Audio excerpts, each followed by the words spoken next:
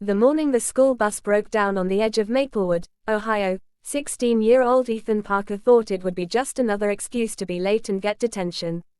He sat on the curb with his backpack between his knees, staring at the cracked pavement, half listening to his best friend Noah Reed complain about algebra tests and basketball tryouts. The town was quiet in that early hour, the kind of quiet that made you feel like the whole world was holding its breath. Neither of them knew that by the end of the day, they would see life very differently. Ethan had always been the quiet one. He lived with his mother in a small rented house near the railroad tracks, and most days he moved through life unnoticed, doing his work, keeping his thoughts to himself. Noah was the opposite. Loud, expressive, always dreaming bigger than Maplewood itself. He talked constantly about leaving town, about becoming someone important, about not ending up stuck in the same routines as everyone else. When the bus driver finally announced that the bus wouldn't be running that morning, the two boys groaned in unison. The nearest payphone was miles away, and cell service in that part of town was unreliable. As they debated whether to walk back home or head towards school on foot, a blue sedan pulled over near them. The driver rolled down her window. She was an older woman, probably in her late 40s, with calm eyes and a professional posture. Her hair was tied neatly back, and she wore a simple coat and glasses that made her look like a teacher or counselor. "You boys look stranded," she said kindly. "I'm heading toward downtown Cleveland. I can give you a ride closer to your school if you'd like." Ethan hesitated, but Noah smiled without thinking. "That would help a lot, Mom." "Thank you." The woman introduced herself as Dr. Margaret Lewis, a visiting psychologist who had recently moved back to Ohio after years of working in Chicago. She explained that she volunteered with youth programs and had been driving through Maplewood to visit a community center. The ride was quiet at first, the hum of the road filling the space between them. Ethan stared out the window, while Noah tapped his fingers on his knee.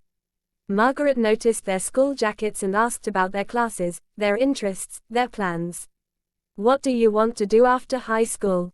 she asked gently. Noah answered immediately. "I want to leave this town. Maybe start a business or do something big. I don't want to be invisible."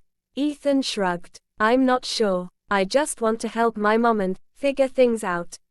Margaret nodded, as if their answers confirmed something she already understood. "Most people don't realize that uncertainty isn't weakness," she said. "It's the beginning of growth." Traffic slowed near downtown, and an accident ahead caused a full stop. Margaret sighed and checked her watch. "Looks like we're stuck for a bit. There's a community center right around the corner where I volunteer. Would you like to wait there? It's warm, and you can call your school from their office." The boys agreed. They followed her into a modest brick building with faded murals on the walls, painted by local kids years ago. Inside, the smell of coffee and old books filled the air. Margaret offered them water and showed them to a small room with chairs and posters about mental health awareness, education, and community service. While Noah used the phone to call the school, Ethan wandered toward a bookshelf filled with journals and handwritten letters. "These are from kids who come here," Margaret explained. "They write about their struggles, their fears, and the dreams. Some of them don't have anyone who listens." Ethan picked up one notebook and flipped through it. The words felt familiar. Loneliness, pressure, hope, confusion. "Do you read them?" he asked. "Only when they want me to," Margaret replied. "Listening is more important than fixing." Noah returned, frustrated. "School said we'll be marked absent unless we show up by noon." Margaret smiled slightly. "Then maybe today isn't about school attendance." The boys exchanged confused glances. She invited them to sit down and asked if they'd be willing to help her with something. That morning, a small group of younger kids was expected for a workshop, but the usual volunteers were stuck in traffic. "We just talk, play learning games, help them feel safe," she said. Nothing complicated. Ethan felt nervous, but something inside him said yes. The next few hours passed differently than any school day ever had. Ethan found himself helping a shy 10-year-old girl with a reading exercise, encouraging her when she stumbled. Noah played a game of chess with a boy who had trouble focusing, patiently explaining each move. Margaret watched quietly, occasionally stepping in with advice or gentle guidance. During lunch, they all sat together. Margaret spoke about her work, about the mistakes she made when she was younger, about how she once believed success meant money and recognition, until she realized it meant impact. Life-altering moments don't always come with drama, she said. Sometimes they come quietly, when you least expect them. Ethan felt something shift inside him. For the first time, he imagined a future where he mattered beyond grades and paychecks.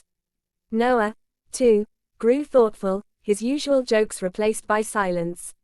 Later that afternoon, when traffic cleared and Margaret drove them back towards school, the boys felt different. The buildings looked the same, the streets unchanged, but something inside them had awakened. Before dropping them off, Margaret handed each of them a small card with the community center's address. "If you ever feel lost," she said, "come by. Not because you're broken, but because you're human." They thanked her and stepped out of the car. That day became a turning point.